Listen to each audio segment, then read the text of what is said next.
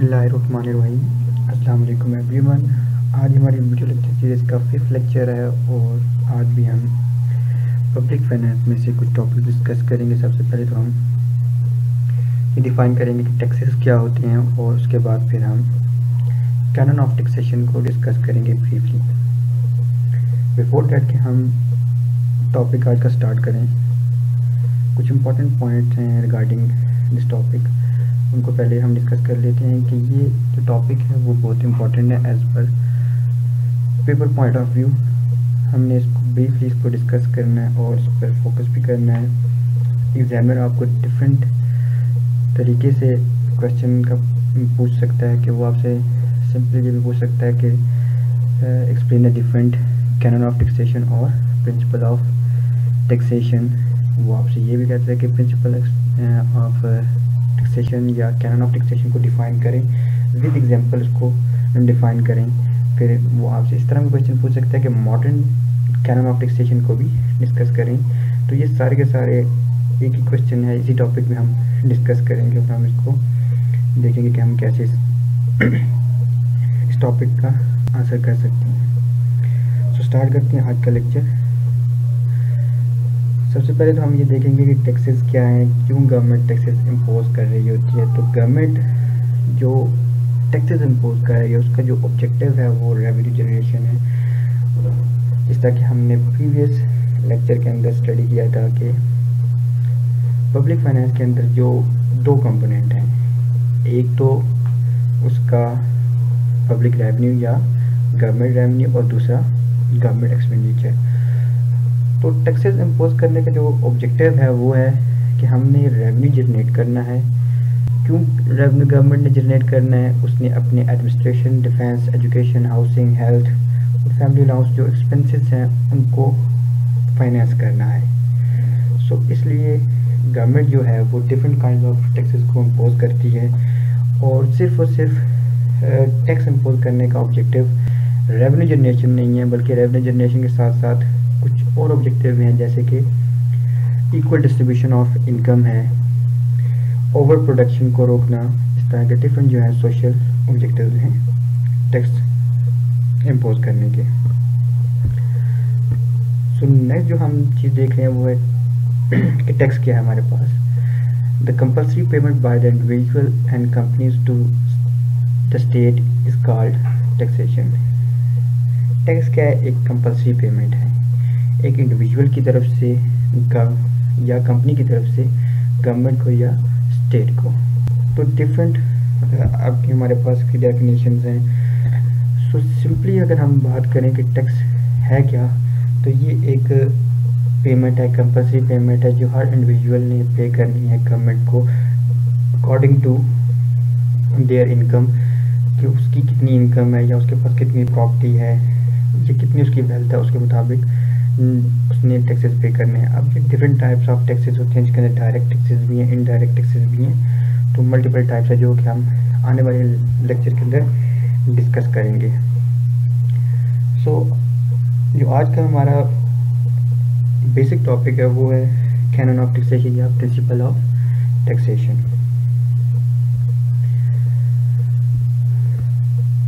Canon of taxation है क्या actually?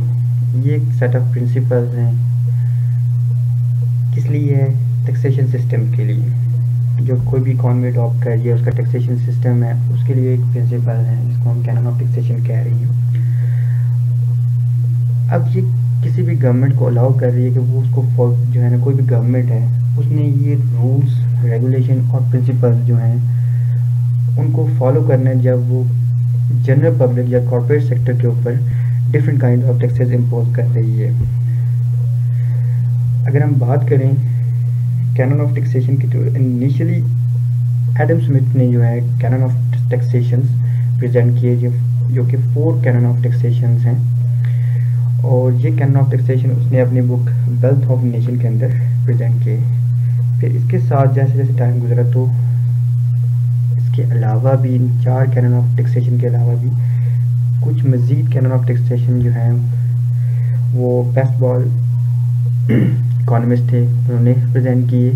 और उसका ऑब्जेक्टिव क्या था कि हमारे जो टैक्सेशन सिस्टम है उसको स्ट्रेंथन करना, को मज़ीद बेहतर करना था। तो हम स्टार्ट करते हैं। सबसे पहले जो हमारा फर्स्ट कैनन ऑफ टैक्सेशन है जो एडम स्मिथ ने प्रेजेंट किया वो है कैनन ऑफ इक्वालिटी है। कैनन ऑफ इक्वालिटी है उसको हम कैनन ऑफ एबिलिटी भी कहते हैं, प्रिंसिपल ऑफ एबिलिटी भी हम उसको कह रही हैं। It is considered as very important principle of taxation, बहुत ही इंपॉर्टेंट प्रिंसिपल है टैक्सेशन सिस्टम के लिए। अब इसका इक्वालिटी से क्या मुराद है हमारी यहाँ पर? इक्वालिटी से हमारी यहाँ पर ये मुराद नहीं है कि हमने इक्वल अमाउंट ऑफ टैक्सेस तमाम लोगों पर इम्पोज करनी है, बल्कि इक्वालिटी से जो मुराद है वो इक्वल सेक्रीफाइसेस है। अब सेक्रीफाइस का क्या मतलब यहाँ पर कि टैक्स की जो पेमेंट है वो हर इंडिविजुअल अपनी इनकम का कुछ पोर्शन जो कंपलसरी कर दिया गवर्नमेंट की तरफ से वो पे कर रहा है। इसका मतलब है वो अपनी इनकम का कुछ पोर्शन सेक्रीफाइस कर रहा है। तो यहाँ पर जो इक्वालिटी से के मीनिंग है वो क्या है? सेक्रीफाइस है, इक्वल सेक्रीफाइस कि जो डिफरेंट पोर्शन ऑफ सोसाइटी है यानी तमाम लोगों के ऊपर जो सेक्रीफाइस कर रहे हैं वो इक्वल होना चाहिए। उसके अंदर इक्वल तरीके से डिफरेंट टैक्सेस जो इम्पोज किए जाए, मीनिंग दैट के अगर हमारे पास हायर इनकम इंडिविजुअल है तो उसके ऊपर हायर टैक्सेस इम्पोज किए जाएँ, और एक लो इनकम इंडिविजुअल है तो उसके ऊपर लोअर टैक्सेस इम्पोज किए जाएँ। तो अगर हम इसकी एग्जांपल ले लें तो हमारे पास जो इस प्रिंसिपल ऑफ टैक्सेशन को पॉइंट आउट कर रहा है वो हमारा प्रोग्रेसिव टैक्सेशन सिस्टम है, जिसके अंदर जो टैक्सेस इम्पोज किए जाते हैं वो अकॉर्डिंगली एबिलिटी ऑफ इंडिविजुअल और साइज ऑफ इनकम इम्पोज किए जाते हैं। जितनी जिसकी इनकम होगी उसके मुताबिक उसके ऊपर टैक्सेस इम्पोज किए जाएंगे, या जितनी इसके पास वेल्थ होगी उसके मुताबिक उसके ऊपर टैक्सेस इम्पोज होंगे। नेक्स्ट जो प्रिंसिपल है वो है canon of certainty. Canon of certainty से मुराद ये है कि टैक्स पेयर को जो अमाउंट ऑफ टैक्स है या ड्यूरेशन है या टाइम ऑफ टैक्सेस है, टैक्स पेमेंट है, उसके बारे में कंप्लीट इन्फॉर्मेशन होनी चाहिए।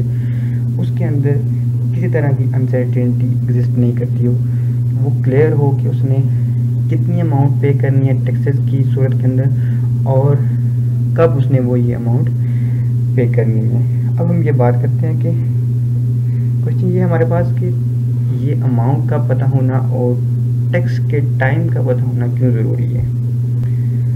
इसकी जो वजह है वो ये है कि अगर तो टैक्स पेयर को टैक्स अमाउंट का भी पता होगा और टाइम ऑफ टैक्स पेमेंट का पता होगा तो वो अपने जो एक्सपेंडिचर है वो अपनी इनकम के मुताबिक एडजस्ट करेगा और इजीली वो है टैक्स पेमेंट कर सकेगा।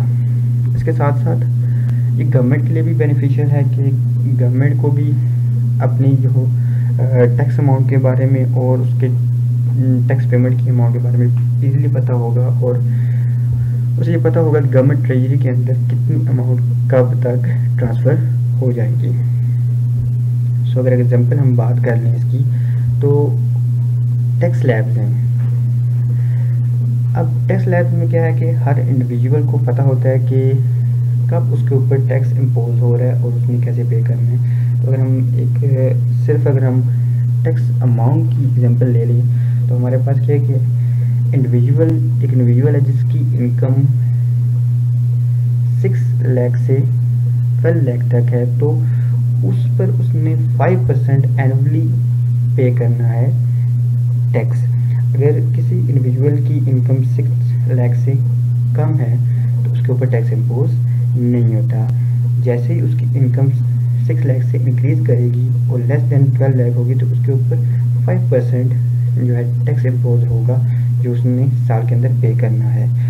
तो जब एक इंडिविजुअल को, अब इस एग्जांपल के अंदर इंडिविजुअल को पता है कि कब और कितनी अमाउंट उसके ऊपर एज अ टैक्स उसने पे करनी है। नेक्स्ट हमारे पास है जो प्रिंसिपल ऑफ टैक्सेशन वो है canon of convenience. Canon of convenience से मुराद यहाँ पर ये है कि टैक्स के अंदर जो टाइम पीरियड है, जो मैनर ऑफ टैक्स है, कि टैक्सेस हमने कैसे पे करने हैं, उसका जो तरीक़ाकार है वो क्लियर हो, वो स्मूथ हो और उसके अंदर किसी तरह की डिफ़िकल्टी एग्जिस्ट ना करती हैं। अब इसकी एग्जांपल हमारे पास अगर हम ले लें तो टैक्स ऑन एग्रीकल्चर प्रोडक्शन की बात कर लें। हम ये कह रहे हैं कि टैक्स की जो पेमेंट है, जो मैनर है टैक्स पेमेंट, वो बहुत आसान होना चाहिए, कन्वीनियंट होना चाहिए कि जितने भी टैक्स पेयर वो आसानी से पे कर सकें। तो हमने एग्जांपल ले ली है tax on agriculture production. Agriculture production की अगर हम टैक्स की बात करें तो उसको कैसे इम्पोज किया जाए कि हमारे पास जो एग्रीकल्चर प्रोडक्शन या एग्रीकल्चर लैंड के ऊपर जो टैक्स इम्पोज किया जाए उसे इंस्टॉलमेंट के ऊपर में इम्पोज किया जाए, और plus after harvesting of crops, जब एक किसान या एक एग्रीकल्चरलिस्ट अपनी क्रॉप को हार्वेस्ट कर ले, उसकी कटाई कर ले, जब वो अपनी प्रोडक्ट को मार्केट के अंदर सेल कर दे, उससे भी जब रेवेन्यू जनरेट करेगा तो वो इजीली उस टैक्सेस को पे कर सकेगा, उसको भी जो टैक्स इम्पोज किएगा उसको बआसानी इम्पोज पे कर सकता है। तो टैक्स को ऐसे इम्पोज किया जाए कि डिफरेंट इंडिविजुअल जो हैं वो इजीली उसको पे कर सकें। नेक्स्ट जो हमारे पास है वो कैनन ऑफ इकोनॉमी है। कैनन ऑफ इकोनॉमी से मुराद यहाँ पर ये है कि जो हमारा टैक्सेस हैं वो इकोनॉमिकल होने चाहिए, वो एक्सेसिव नहीं होने चाहिए, उनको जितना कम रखा जाए उतना बेहतर है। इसके साथ साथ फिर अगर हम बात करें कि वो जो टैक्स इम्पोज किया जा रहा है तो उसकी कलेक्शन के लिए हमें स्टाफ रिक्वायर है। अब वो जो स्टाफ हमने कलेक्शन स्टाफ हमने जो हायर किया है या गवर्नमेंट ने हायर किया है वो एक हद से ज़्यादा भी नहीं होना चाहिए, और ना ऐसा होना चाहिए कि उस स्टाफ की जो सैलरीज हैं वो बहुत हाई होनी चाहिए कि जितना जो टैक्स कलेक्शन हम कर रहे हैं उसका मेजर पोर्शन जो है वो टैक्स कलेक्शन के अंदर ज़ाया हो जाए। अगर इस तरह करेंगे तो जो हम टैक्स कलेक्ट कर रहे हैं वो इकोनॉमिकल होगा। अगर हम एग्जांपल की बात कर लें तो हमारा टैक्स जो है कलेक्शन जो ऊपर हो रही है, जो कॉस्ट ऑफ टैक्स कलेक्शन है वो मिनिमम होनी चाहिए कि जो हमारा जो मेजर पोर्शन ऑफ टैक्सेस है वो गवर्नमेंट ट्रेजरी के अंदर जाए, गवर्नमेंट के अकाउंट के अंदर जाए, क्योंकि जो ऑब्जेक्टिव हम कह रहे हैं कि गवर्नमेंट रेवेन्यू क्रिएट होना है टैक्स का, तो वहाँ से गवर्नमेंट वो डिफरेंट अपनी एक्सपेंडिचर कर सके। वो तभी हो सकता है जबकि हमारी टैक्स कलेक्शन की जो कॉस्ट है वो कम से कम होगी। नेक्स्ट हमारे पास है कैनन ऑफ प्रोडक्टिविटी की बात कर लेते हैं हम। कैनन ऑफ प्रोडक्टिविटी से जो हमारे मीनिंग है वो ये है कि हमारे जो टैक्सेशन सिस्टम है वो प्रोडक्टिव होना चाहिए और कॉस्ट इफेक्टिव होना चाहिए, और हमें सिर्फ और सिर्फ वो टैक्सेस इम्पोज करनी है जो हमारी प्रोडक्टिविटी को अफेक्ट ना करें। अब हम बात करें प्रोडक्टिविटी की तो ये एक इंडिविजुअल की प्रोडक्टिविटी भी हो सकती है कि टैक्सेस इतने ज़्यादा इम्पोज न किए जाए कि एक इंडिविजुअल अपना काम ठीक तरीके से या उतनी एफर्ट ना करे जितनी वो करना चाह रहा है। फॉर एग्जांपल अगर हम इनकम के ऊपर टैक्स रेट इतना ज़्यादा कर देते हैं कि एक इंडिविजुअल जो है वो एक हद से ज़्यादा इनकम अर्न करने की कोशिश ही ना करे। इसी तरह अगर हम प्रोडक्टिविटी की बात करें तो इतने टैक्सेस इम्पोज नहीं करने चाहिए कि हमारी जो आउटपुट है उसको उसके अंदर डिक्रीज आ जाए। तो हमारे लिए यही बेहतर है कि गवर्नमेंट जो टैक्स इम्पोज कर रही है उसकी जो रेट है वो कम होना चाहिए, जिसकी वजह से हम लार्ज रेवेन्यू कलेक्ट कर सकते हैं, इसके बजाय कि हम उस रेट को हायर रखते हैं और हमारा जो अमाउंट ऑफ रेवेन्यू वो कम हो। सो ऐसे टैक्सेस जो हम इम्पोज कर रहे हैं जिसकी वजह से हमें लार्ज रिटर्न आ रहा है, कि वो टैक्सेस हमें सिर्फ इम्पोज करने चाहिए जिसकी वजह से हमें रिटर्न ज़्यादा आ रहा है, सिर्फ और सिर्फ हमें उन टैक्सेस को अप्लाई करना चाहिए। नेक्स्ट जो हमारे पास प्रिंसिपल है वो है कैनन ऑफ इलास्टिसिटी। इलास्टिसिटी का टॉपिक भी हमने पढ़ चुके हैं कि इलास्टिसिटी के अंदर हमने डिस्कस किया कि किसी भी चीज़ की प्राइस के इंक्रीज़ करने से जो उसकी डिमांड के अंदर कमी आती है, हम उसको मेजर कर रहे होते हैं, या प्राइस के कम होने से डिमांड के अंदर जो इंक्रीज़ आ रहा है उसको मेजर कर रहे होते हैं। इसके साथ साथ जो इलास्टिसिटी यहाँ पर हम के मीनिंग ले रहे हैं, तो वो उसका मतलब ये है कि क्या जो हमारे टैक्सेशन सिस्टम है वो फ्लेक्सिबल होना चाहिए या इलास्टिक होना चाहिए।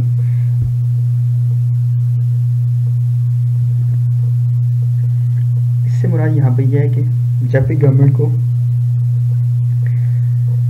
रेवेन्यू की या पैसों की ज़रूरत पड़े तो आसानी से टैक्स की जो अमाउंट है उसको इंक्रीज या डिक्रीज़ किया जा सके, या रेवेन्यू जनरेशन को बढ़ाया जा सके विदाउट हार्मिंग द डिमांड। अब कैसे ये हो सकता है कि टैक्स रेट के अंदर इंक्रीज़ किया जाए? अब वो टैक्स रेट जो हम किसी भी प्रोडक्ट के ऊपर लगा रहे हों उसका इफेक्ट जो है वो लेस से लेस होना चाहिए।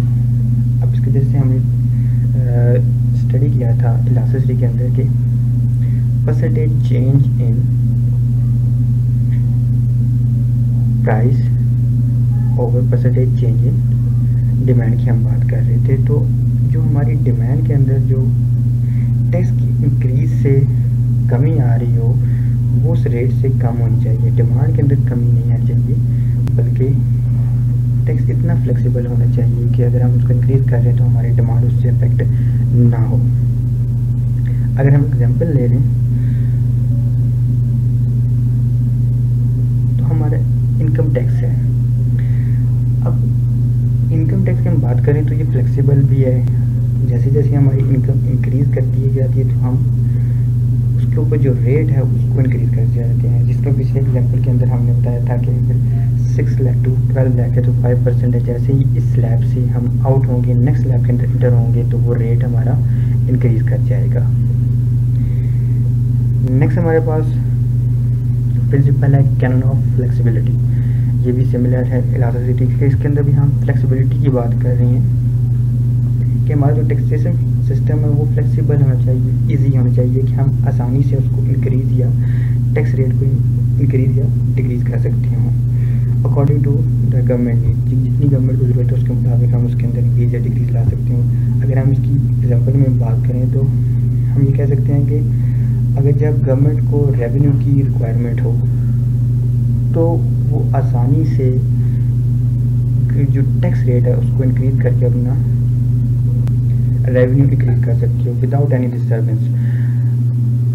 अब ये तभी मुमकिन है जब कि आपका जो टैक्सेशन सिस्टम है वो जस्टिफाइबल होगा। आपने अपना जो टैक्स सिस्टम है उसको जस्टिफाइबल रखा, उसकी इक्वलिटी के ऊपर बेस किया हुआ है, तभी आपका टैक्सेशन सिस्टम जो है वो फ्लेक्सिबिलिटी को रिप्रेजेंट कर रहा होगा। और आप जब उसके अंदर इंक्रीज़ करना चाह रही हैं, गवर्नमेंट इंक्रीज़ करना चाह रही है टैक्स रेट को, तो इजीली विदाउट डिस्टर्बेंस वो इंक्रीज़ कर सकेगी। और अगर हम बात करें इकोनॉमिक स्लो डाउन की, जब हमारी इकोनॉमिक एक्टिविटी कम हो जाती है ड्यू टू सम डिज़ास्टर या किसी भी इशू की वजह से हमारी इकोनॉमिक एक्टिविटी कम हो जाती है, तो उस वक्त के अंदर वो मुश्किल टाइम है, उसके अंदर हम हमारा टैक्स रेट को हम आसानी से कम कर सकते हो विदाउट एनी प्रॉब्लम। कि ऐसा ना हो कि हम टैक्स रेट कम करेंगे, गवर्नमेंट टैक्स रेट कम कर रही हो तो उसका अफेक्ट उसके रेवेन्यू पर पड़े और उसको हायर डेफिसिट जो है ना वो फेस करना पड़े। नेक्स्ट जो हमारे पास प्रिंसिपल है वो कैनन ऑफ सिंप्लिसिटी है।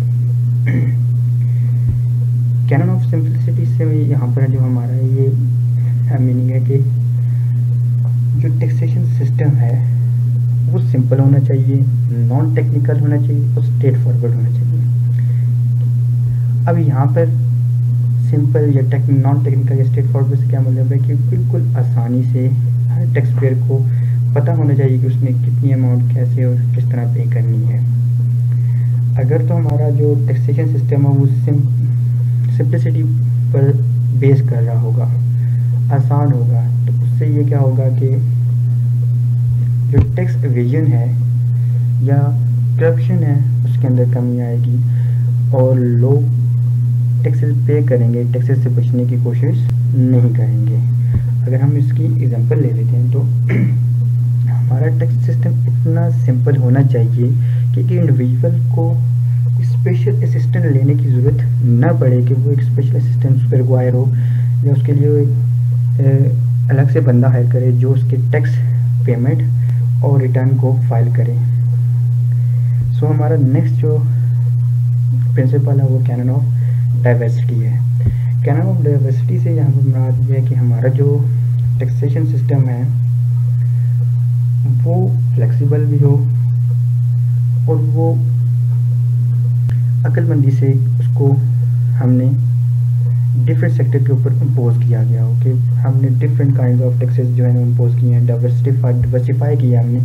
सिर्फ एक ही टाइप का टैक्स हमने इम्पोज नहीं कर दिया बल्कि different type of taxes impose किए। अब उससे हमारे यहाँ पर जो ऑब्जेक्टिव है कि हमने मैक्सिमम टैक्स पेयर जो हैं उनको टैक्सेशन सिस्टम के अंदर ऐड करना है। अगर हम सिर्फ एक ही टैक्स की टाइप को फॉलो करते हैं तो उससे क्या होगा, हमारे जो टैक्स पेयर है उनकी तादाद कम होगी और वो टैक्स एवेजन को भी ज़्यादा करने की कोशिश करेंगे। अगर हम डिफरेंट टाइप्स ऑफ टैक्सेस को इंट्रोड्यूस कर रहे हैं तो उससे क्या होगा कि हमारे टैक्स पेयर की जो तादाद है वो भी इंक्रीज़ करेगी और हमारा टैक्स रेवेन्यू भी इंक्रीज़ करेगा। सो हमारे पास जो अच्छा तरीका है कि हम different types of taxes impose करें जिससे हमारी जो सोर्सेज हैं वो मल्टीपल हो जाएंगी और हमारा रेवेन्यू जो है वो इंक्रीज़ हो सकता है। और अगर हम ऐसा नहीं करते तो जैसे मैं पहले बता चुका हूँ कि लोग टैक्स एवेजन की तरफ जाएंगे, टैक्सेस से बचने की कोशिश करेंगे, जिसकी वजह से क्या होगी, जो हमारी इकोनॉमिक ग्रोथ है वो लिमिटेड हो जाएगी। क्योंकि जब हमारे पास, हमने प्रीवियस चैप्टर के अंदर लेक्चर के अंदर भी डिस्कस किया था कि जो गवर्नमेंट एक्सपेंडिचर है उसके अंदर जो उसका एक ऑब्जेक्टिव क्या है, इकोनॉमिक डेवलपमेंट है। तो इकोनॉमिक डेवलपमेंट के लिए भी हमें गवर्नमेंट एक्सपेंडिचर करने की ज़रूरत है। तो अगर गवर्नमेंट रेवेन्यू ठीक से कलेक्ट नहीं कर पाएगी तो हमारी जो इकोनॉमिक डेवलपमेंट है या इकोनॉमिक ग्रोथ है वो स्लो डाउन हो जाएगी। तो अगर हम बात करें वैरायटी ऑफ टैक्सेस की या डाइवर्सिफिकेशन ऑफ टैक्सेस की, तो गवर्नमेंट को चाहिए कि डिफरेंट टाइप्स ऑफ टैक्सेस को इंट्रोड्यूस करे जिसके अंदर डायरेक्ट टैक्सेस भी हैं, इनडायरेक्ट टैक्सेस भी हैं। हमारे पास इनकम टैक्स है, कॉर्पोरेट टैक्स है जो कि हमारी डायरेक्ट टैक्सेस की टाइप्स हैं, और इस तरह इसके अलावा हमारे पास जनरल सेल टैक्स है जिसे हम जीएसटी कहते हैं, सर्विस टैक्स है, वैल्यू एडेड टैक्सेस है, ये हमारे इनडायरेक्ट टैक्सेस हैं जिसको हम फर्दर नेक्स्ट लेक्चर के अंदर डिस्कस भी करेंगे। ये था हमारा आज का लेक्चर। इंशाल्लाह नेक्स्ट लेक्चर में हम टैक्सेस की टाइप्स या काइंड को हम डिस्कस करेंगे। तब तक के लिए अल्लाह हाफिज़।